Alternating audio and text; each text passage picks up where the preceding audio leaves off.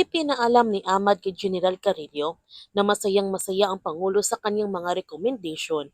Siguradong makakatulong ito ng malaki. Sinabihan ni General Carrillo si Ahmad na walang anuman.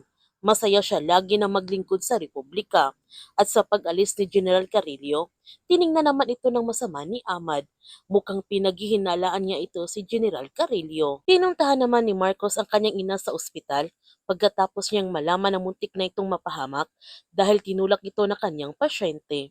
Sinabi naman ni Teresa na okay lamang siya at saka tinulungan naman siya ng kanilang nurse na si Jamila at ipinakilala ni Teresa kay Marcos si Jamila nito. Nung nakaharap ni Jamila si Marcos, bumalik lahat sa kanyang isipan ang ginawa nito sa kanyang ama at sa kanyang mga kababaryo. Pinipigilan ni Jamila ang kanyang galit dahil nasabi na niya kay Teresa na hindi niya huhusgahan si Marcos at nagpapasalamat naman si Marcos kay Jamila sa pagligtas nito sa kanyang ina. Pero hindi ito pinansin ni Jamila si Marcos. Nung tiningnan ni Jalil ang file sa kaso ng kanyang ama, nagulat na lamang siya na burado na ang lahat nito at napapaisip tuloy siya kung bakit pinatay sina Oliver, Harold, Patrick at Russell. Habang si Felix ipinaalam naman niya sa kanyang boss na wala na itong poproblemahin. Nilinis na niya ang lahat ng mga loose end, pati yung mga inutusan nilang magbura ng files. Tahimik na. Wala nang makikita na yung espina na yon. Mga ilang sandali dumating naman si Lara at sinabihan niya ang boss ni Felix na kailangan nilang mag-usap. At si General Manuel Carrillo pala ang boss ni Felix, ang ama-amahan ni Lara. Galit naman tinanong ni Lara ang kanyang ama-amahan kung bakit kailangan mamatay ni na Oliver. Bakit sila namatay? Yung mga sibilyan sa isla, puro inosenteng tao, bakit sila kailangan mamatay? Kailangan ba talaga mangyari yon? Pwede naman ituloy ang kanyang mga plano. Bakit kailangan niyang imasakay yung mga taong yon? Sinigawan naman ni General Carrillo si Lara para tumigil na ito sa pagtatanong sa kanya. At tinanong niya si Lara na hindi pa ba niya naiintindihan. Ilang ulit na niya ito ipinaliwanag sa kanya. Alam na alam niya kung bakit kailangan silang patahimikin nito. Si General Carrillo pala ang may gawa sa nangyaring massacre. At alam itong lahat ni Lara. Pati sa pagamatay ni na Oliver, alam din niya na si Felix ang pumatay sa kanila. At sobrang nasasaktan nito si Lara dahil tinatabla na siya ng konsensya. Nagtataka naman ngayon si General Carrillo sa mga kinikilos ni Lara na naging emosyonal ito na hindi naman ito katulad dati.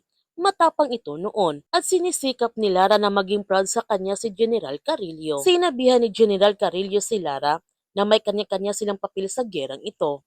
Hayaan niyang gawin niya ang kanyang papel at mag-focus siya nito sa kanya.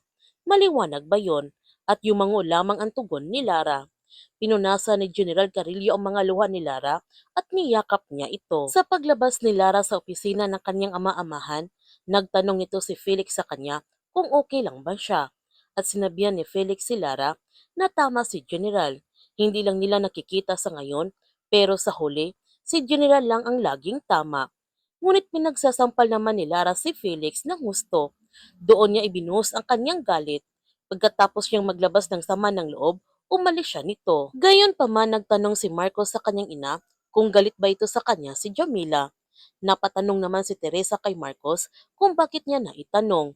Ang sagot ni Marcos na alam niya na maraming galit sa kanya ngayon, lalo ng mga Muslim, dahil sa nangyari doon sa isla. Sinabihan naman ni Teresa ang kanyang anak na ilang beses niya bang sasabihin sa kanya na hindi niya kasalanan ang nangyari. Ang sabi ni Marcos na kasalanan man niya o hindi, maraming tao ang namatay. May epal sa opisina na laging pinamumuka sa kanya yon. Sinabihan ulit ni Teresa si Marcos na huwag siyang magpapaapekto sa mga yan. Naghahanap lang ito ng gulo.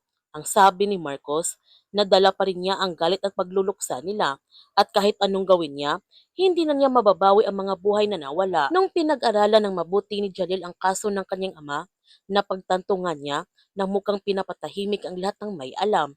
At habang dumadami ang kanyang nalalaman, lalo ring dumadami ang kanyang mga tanong.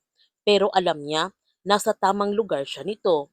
Maililigtas din niya ang kanyang ama at malalaman rin niya kung sinong may pakana ng lahat ng ito. Habang si Lara, Nasasaktan naman siya nung inaalala niya ulit ang pagkamatay ng kanyang mga magulang. Mga doktor pala ang kanyang mga magulang at pinatay ito sa medical mission na isinagawa ng kanyang mga magulang. At ang pinakamasaklap pa rito, kinuha si Lara ng mga armadong lalaki para ibenta siya, nakasama ang kapwa niyang bata. Kaya siya napunta sa poder ni General Carillo dahil iniligtas siya nito at tinuturing na parang tunay na anak ni General Carillo. Kaya huwag natin palalapasin ang kapanapanabik ng mga tagpo sa The Blood versus Duty.